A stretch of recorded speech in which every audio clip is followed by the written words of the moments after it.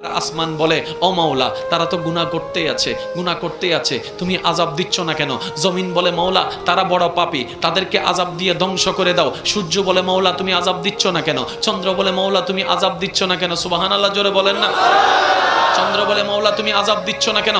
মঙ্গল গ্রহ বলে, মাওলা, তুমি আযাব দিচ্ছ না কেন? জিব্রাইল বলে, মাওলা, ধ্বংস করে দাও না তাদেরকে। পাপ তো এমন পর্যায়ে চলে গিয়েছে, সন্তান পর্যন্ত মা বাবাকে হত্যা করতে দ্বিধাবোধ করছে না, বউ রেখে 3-4টা মেয়ের সাথে পরকীয়া করতে দ্বিধাবোধ করতেছে না, জেনার উপর জেনা করে যাচ্ছে, প্রেমের নামে জেনা করে যাচ্ছে মাওলা, সুদ করে যাচ্ছে, ঘুষ করে যাচ্ছে মাওলা। অন্যায় তো বেড়ে যাচ্ছে, পাপ তো বেড়ে যাচ্ছে, আদেশ অমান্য তো বেড়ে যাচ্ছে। ও মাওলা, আগের যুগের বান্দাদেরকে, নবীর উম্মতদেরকে তুমি আযাব দিয়েছো, সাজা দিয়েছো, তাদেরকে দিচ্ছ না কেন? আসমানের প্রশ্ন, জমিনের প্রশ্ন, সূর্যের প্রশ্ন, চন্দ্রের প্রশ্ন, জিব্রাইলের প্রশ্ন, ইসরাফিলের প্রশ্ন, মিকাইলের প্রশ্ন, আজরাইলের প্রশ্ন, জমিনের প্রশ্ন, সাগরের প্রশ্ন, পানির প্রশ্ন, হাওয়ার প্রশ্ন, মেঘের প্রশ্ন। এবার রব্বে করিম বলে, শুনো, তোমাদের কথা সত্য। আগের যুগের যারা আছে তাদেরকে আমি আযাব দিয়ে ধ্বংস করে দিয়েছি, অমান্যতার কারণে, বেয়াদবির কারণে, গুনাহের কারণে, পাপের কারণে। কিন্তু এই জগৎ থেকে, এই জাতিকে আমি রব ধ্বংস করব না, কারণ মুস্তাফা নবীকে আমি ওয়াদা দিয়েছি, কথা দিয়েছি। কোরআন ডাক দিয়ে বলে ওয়ামা কানাল্লাহু লিউআযিবাহুম ওয়া আনতা ফীহিম। ও রাসূল, যে জমিনে আপনি শুয়ে আছেন, যে জমিনে আপনি আছেন, আমি কেমনে আযাব দিতাম? তার মানে গুনাহ করার পরও আমি আযাব দিচ্ছি না, ধ্বংস করছি না, শুধু আপনি নবী মুস্তাফার কারণে। আল্লাহু আকবার।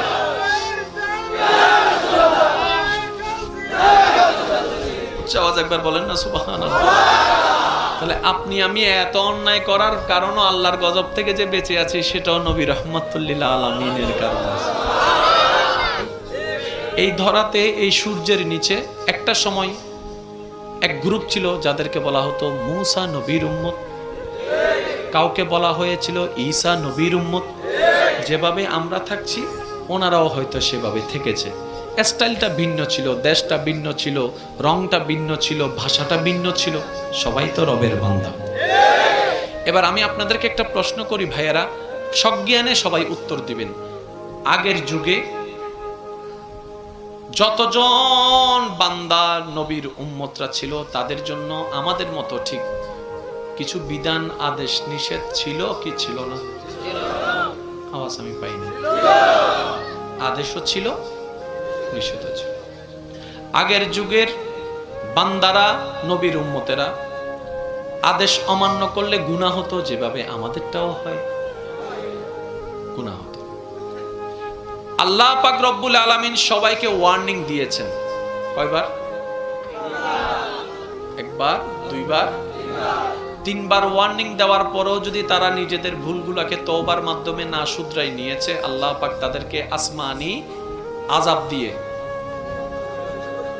জোরে বলেন, ধ্বংস মানি শেষ নাই, বিলীন, ডেস্ট্রয়। কিসের কারণে? গুনার কারণে। কিসের কারণে? জোরে বলেন, কিসের কারণে? আল্লাহর হুকুম অমান্য করলে গুনাহ হয়, তাহলে গুনার কারণে তারা ধ্বংস। এবার আমি একটা প্রশ্ন করতে চাই আপনাদের সবার বিবেকের কাছে, আপনারা উত্তর দিবেন। আগের যুগের বান্দারা বেশি গুনাহগার ছিল নাকি আমরা বেশি? আরেকটু জোরে। তো আমরা শেষ হলাম না যে? আরেকটু জোরে। হয় না, আরেকটু জোরে। আগের যুগের বান্দারা, নবীর উম্মতরা যখন আল্লাহর আদেশ অমান্য করে নিজের মন মতো জীবন যাপন করতে শুরু করলো, আল্লাহ তাআলা তাদেরকে একবার ওয়ার্নিং দিয়েছে, ফেরত আসো, ফিরে আসো। দ্বিতীয়বার ওয়ার্নিং, ফিরে আসো। তৃতীয়বার ওয়ার্নিং, ফিরে আসো।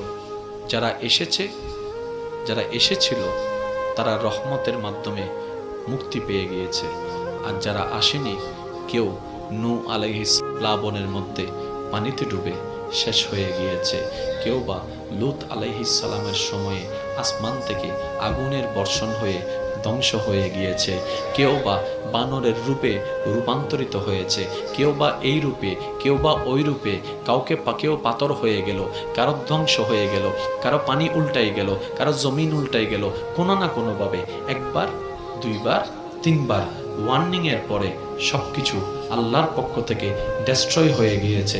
যেটা ডেস্ট্রয় হয়েছে, ধ্বংস হয়েছে, সে জাতির কোনো নাম নিশানা নাই, সেই এলাকার কোনো নাম নিশানা অস্তিত্ব তেমন আগের মতো নেই। ওইটা আর উর্বর জমি বলা হয় না, সেটাকে আযাবের জমি বলা হয়, আযাবের জমি বলা হয়, সাজার জমি বলা হয়। এবার আসমান প্রশ্ন করে, মাওলা 2022 সালে যারা আছে ওরা আগের গুলার চাইতে 10 ডবল গুনাহগার। আমি আমার কথা বলছি, আপনি আপনারটা বলুন।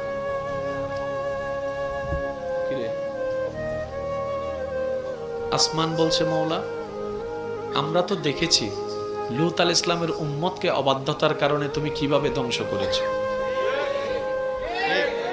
আসমান বলে আমি দেখেছি, সূর্য বলে আমি দেখেছি, চন্দ্র বলে আমি দেখেছি, মাওলা জমিন বলে আমি তো নিজে দেখছি। অবাধ্য যারাই হয়েছে তোমার গজবের শিকার হয়েছে, গুনাহ যারাই বেশি করেছে তারাই গজবের শিকার হয়েছে। এবার আমরা যখন দুনিয়াতে বিচরণ করতে লাগলাম, তাদের যুগে ফেসবুক ছিল না, আমাদের যুগে ফেসবুক আছে। তাদের যুগে ইউটিউব মেসেঞ্জার ছিল না, আমাদের যুগে ইউটিউব মেসেঞ্জার আছে। তাদের যুগে ইন্টারনেট ছিল না, আমাদের যুগে ইন্টারনেট আছে। মূল কথা যেটা বলতে চাচ্ছি, তাদের গুনাহ করাটা যত কঠিন ছিল, আমাদের গুনাহ করাটা তত সহজ হয়ে গিয়েছে।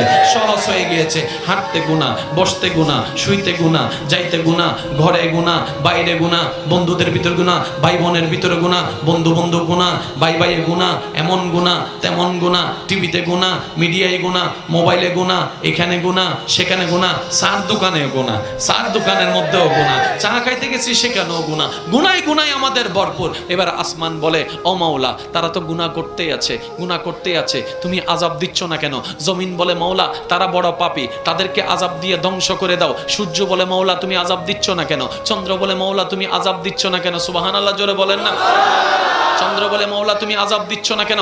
মঙ্গল গ্রহ বলে, মাওলা তুমি আযাব দিচ্ছ না কেন? জিব্রাইল বলে, মাওলা ধ্বংস করে দাও না তাদেরকে। পাপ তো এমন পর্যায়ে চলে গিয়েছে, সন্তান পর্যন্ত মা বাবাকে হত্যা করতে দ্বিধাবোধ করছে না, হত্যা করতে দ্বিধাবোধ করছে না। বউ রেখে 3-4টা মেয়ের সাথে পরকীয়া করতে দ্বিধাবোধ করতেছে না। জেনার উপর জেনা করে যাচ্ছে, প্রেমের নামে জেনা করে যাচ্ছে মাওলা, সুদ করে যাচ্ছে, ঘুষ করে যাচ্ছে মাওলা। অন্যায় তো বেড়ে যাচ্ছে, পাপ তো বেড়ে যাচ্ছে, আদেশ অমান্য তো বেড়ে যাচ্ছে। ও মাওলা আগের যুগের বান্দাদেরকে, নবীর উম্মতদেরকে তুমি আযাব দিয়েছো, সাজা দিয়েছো, তাদেরকে দিচ্ছ না কেন? তাদেরকে দিচ্ছ না কেন? আসমানের প্রশ্ন, জমিনের প্রশ্ন, সূর্যের প্রশ্ন, চন্দ্রের প্রশ্ন, জিব্রাইলের প্রশ্ন, ইসরাফিলের প্রশ্ন, মিকাইলের প্রশ্ন, আজরাইলের প্রশ্ন, জমিনের প্রশ্ন, সাগরের প্রশ্ন, পানির প্রশ্ন, হাওয়ার প্রশ্ন, মেঘের প্রশ্ন। এবার রব্বে করিম বলে, শুনো শুনো তোমাদের কথা সত্য, আগের যুগের যারা আছে তাদেরকে আমি আযাব দিয়ে ধ্বংস করে দিয়েছি অমান্যতার কারণে, বেয়াদবির কারণে, গুনাহের কারণে, বেয়াদবির কারণে, গুনাহের কারণে, পাপের কারণে। কিন্তু এই জগৎ থেকে, এই জাতিকে আমি রব ধ্বংস করব না, কারণ মুস্তাফা নবীকে আমি ওয়াদা দিয়েছি, কথা দিয়েছি, কথা দিয়েছি, কথা দিয়েছি। কোরআন ডাক দিয়ে বলে, কোরআন ডাক দিয়ে বলে, কোরআন ডাক দিয়ে বলে, ওয়ামা কানাল্লাহু লিউআযিবাহুম ওয়া আনতা ফীহিম। ও রাসূল, যে জমিনে আপনি শুয়ে আছেন, যে জমিনে আপনি আছেন, আমি কেমনে আযাব দিতাম? তার মানে গুনাহ করার পরও আমি আযাব দিচ্ছি না, ধ্বংস করছি না, শুধু আপনি নবী মুস্তাফার কারণে। আল্লাহু আকবার।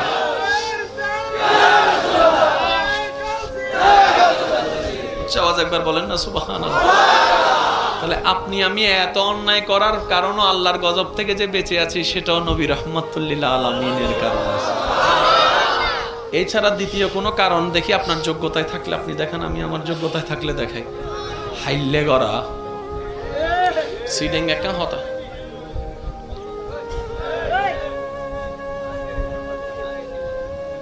কি হতে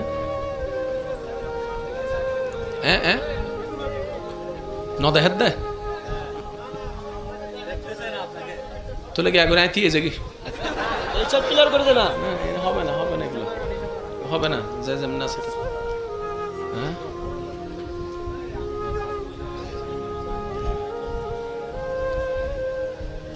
স্যার সবাই মিলে একবার বলেন মারহাবা।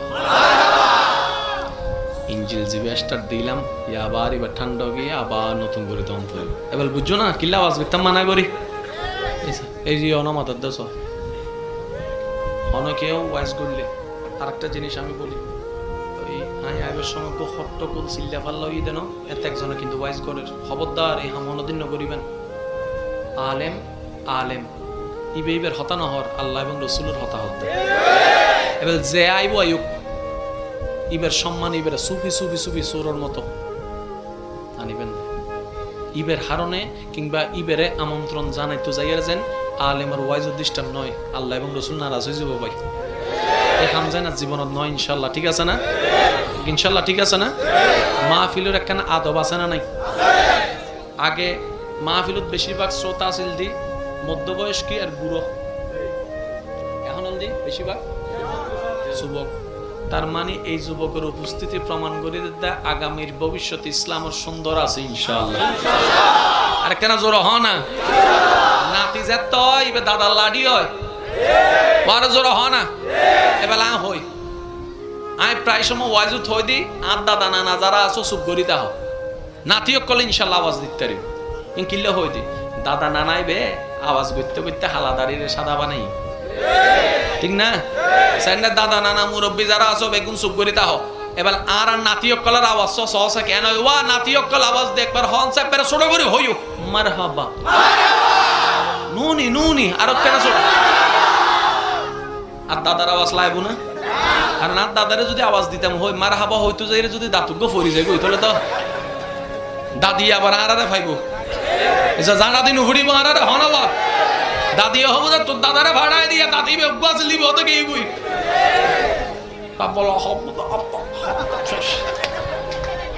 অষ্টবার হল্লার আর হতো জন্ম আমার নবীর যুগে হলে কেমন হতো, জন্ম আমার নবীর যুগে হলে কেমন হতো, দুনয়নে দেখিলে কেমন হতো, জন্ম আমার নবীর যুগে হলে একটু মহাব্বত নিয়ে পড়েন না যেন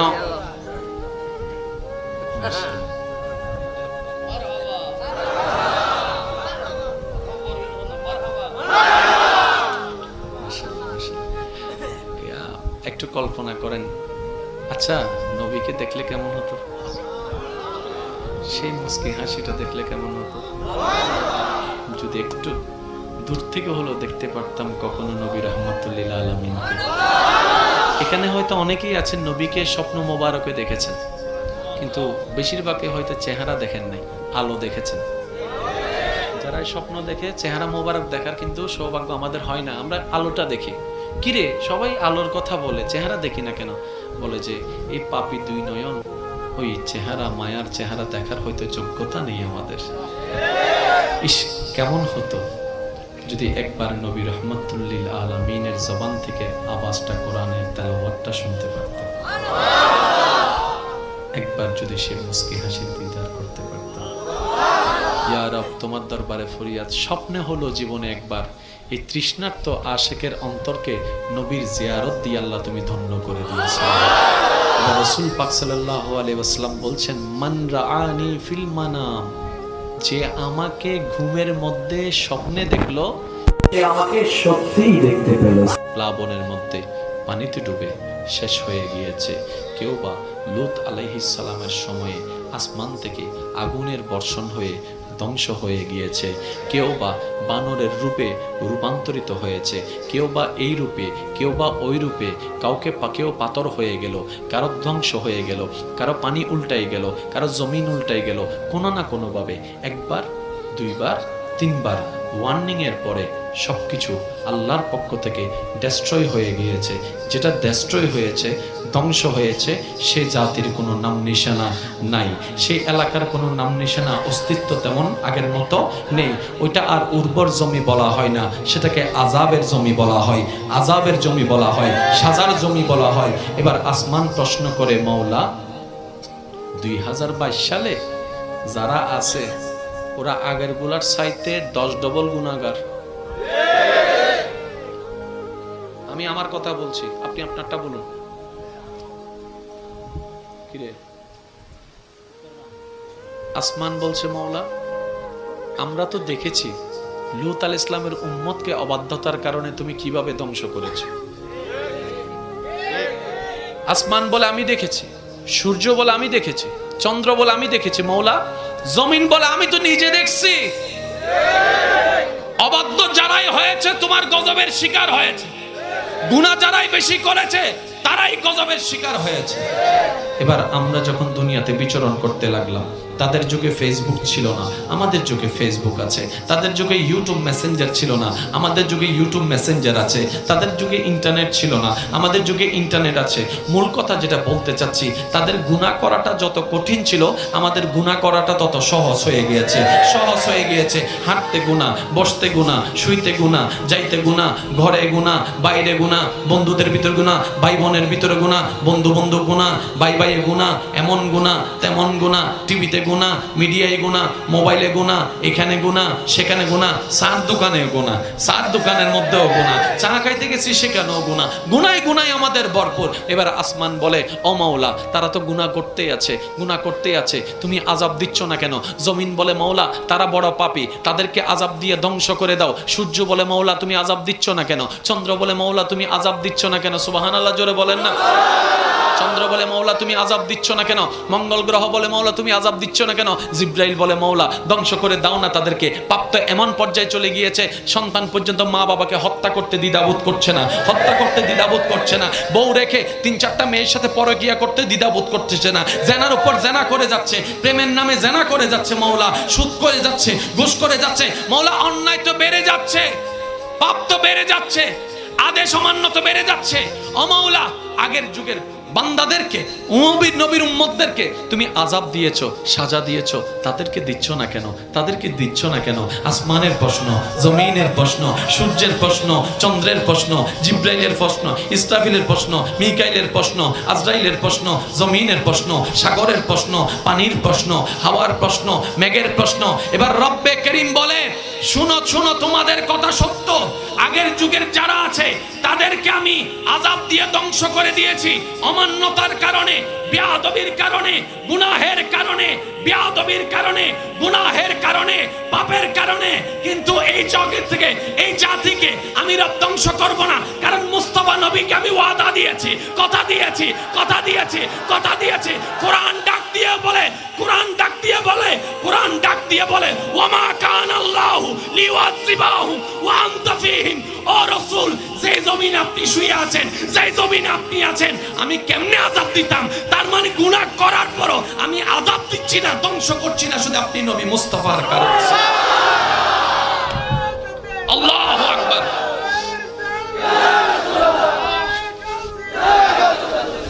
আওয়াজ একবার বলেন না সুবহানাল্লাহ।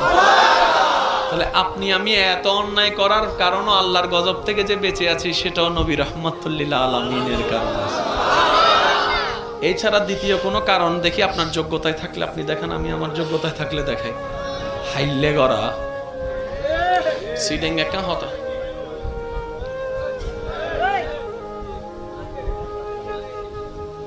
কি হতা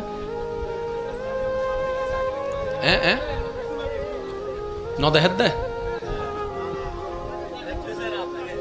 তোলে কি আগুন আইতি এসে কি এইসব ক্লিয়ার করে দে না। হবে না, হবে না, এগুলো হবে না। যে যেমন আছে, হ্যাঁ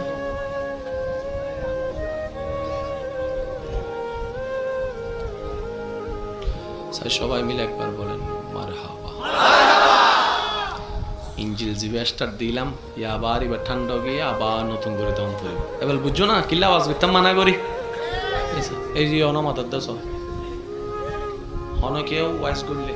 আর একটা জিনিস আমি বলি, লাইভের সমগ্র হট্টগোল চিল্লা পাল্লা হয়ে দেন এত একজনে কিন্তু ওয়াইজ করে খবরদার এই হামনদিন করিবেন আলেম আলেম ইবেইবের হতা নহর আল্লাহ এবং রসুলের হতা হতে এবার যে আইব আয়ুক ইবের সম্মান ইবের সুফি সুফি সুফি সোরের মতো আনিবেন ইবের হারণে কিংবা ইবেরে আমন্ত্রণ জানাইতো যাইয়ার যেন আলেমের ওয়াইজ ডিস্টার্ব নয় আল্লাহ এবং রসুল নারাজ হয়ে যাব ভাই এই হাম যায় না জীবনত নয় ইনশাল্লাহ ঠিক আছে না ইনশাল্লাহ ঠিক আছে না মাহফিলের একখানা আদব আছে না নাই আগে মাহফিলত বেশিরভাগ শ্রোতা আছিল দি মধ্যবয়স্কী আর বুড়ো এখন দি বেশিরভাগ যুবক তার মানে এই যুবকের উপস্থিতি প্রমাণ করে দেয় আগামীর ভবিষ্যৎ ইসলামের সুন্দর আছে ইনশাআল্লাহ আর কেন জোর হ না নাতি যে তয় এবার দাদার লাডি হয় আরো জোর হ না এবার আ হই আমি প্রায় সময় ওয়াজু থই দিই আর দাদা নানা যারা আছো চুপ করিতে হও নাতিও কলে ইনশাল্লাহ আওয়াজ দিতে পারিব কিনলে হই দি দাদা নানাই বে আওয়াজ করতে করতে হালাদারির সাদা বানাই ঠিক না সেন্ডার দাদা নানা মুরব্বী যারা আছো বেগুন চুপ করিতে হও এবার আর নাতি অক্কলের আওয়াজ সহসা কেন ওয়া নাতি অক্কল আওয়াজ দে একবার হন সাহেব পেরে ছোট করে হইও মারহাবা নুনি নুনি আর কেন ছোট আর দাদার আওয়াজ লাইব না আর না দাদারে যদি আওয়াজ দিতাম হই মারহাবা হইতো যাইরে যদি দাতুগ্য ফরি যাই গই তাহলে তো দাদি আবার আরারে ফাইব এসা জানা দিন হুড়িব আরারে হনাবা দাদিও হবো না তোর দাদারে ভাড়ায় দিয়া দাদি অভ্যাস লিব হতে গেই বই তা বলো হব কষ্ট পার হল্লার আর হতো জন্ম আমার নবীর যুগে হলে কেমন হতো জন্ম আমার নবীর যুগে হলে কেমন হতো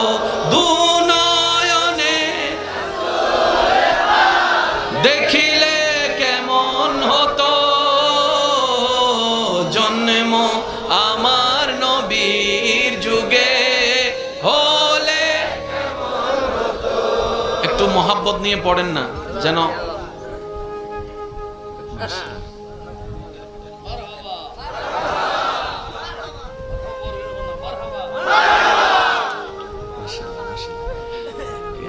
একটু কল্পনা করেন আচ্ছা নবীকে দেখলে কেমন হতো সেই মুস্কি হাসিটা দেখলে কেমন হতো যদি একটু দূর থেকে হলেও দেখতে পারতাম কখনো নবী রহমতুল্লিল আলামিনকে এখানে হয়তো অনেকেই আছেন নবীকে স্বপ্ন মোবারকে দেখেছেন কিন্তু বেশিরভাগই হয়তো চেহারা দেখেন নাই আলো দেখেছেন যারা স্বপ্ন দেখে চেহারা মোবারক দেখার কিন্তু সৌভাগ্য আমাদের হয় না আমরা আলোটা দেখি কিরে সবাই আলোর কথা বলে চেহারা দেখি না কেন বলে যে এই পাপী দুই নয়ন ওই চেহারা মায়ার চেহারা দেখার হয়তো যোগ্যতা নেই আমাদের ইস কেমন হতো যদি একবার নবী রহমতুল্লিল আলামিনের জবান থেকে আওয়াজটা কোরআনের তেলাওয়াতটা শুনতে পারতাম একবার যদি সে মুস্কি হাসির দিদার করতে পারতাম ইয়া রব তোমার দরবারে ফরিয়াদ স্বপ্নে হলো জীবনে একবার এই তৃষ্ণার্ত আশেকের অন্তরকে নবীর জিয়ারত দিয়ে আল্লাহ তুমি ধন্য করে দিয়েছো রাসূল পাক সাল্লাল্লাহু আলাইহি ওয়াসাল্লাম বলছেন মান রাআনি ফিল মানাম যে আমাকে ঘুমের মধ্যে স্বপ্নে দেখলো সে আমাকে সত্যিই দেখতে পেল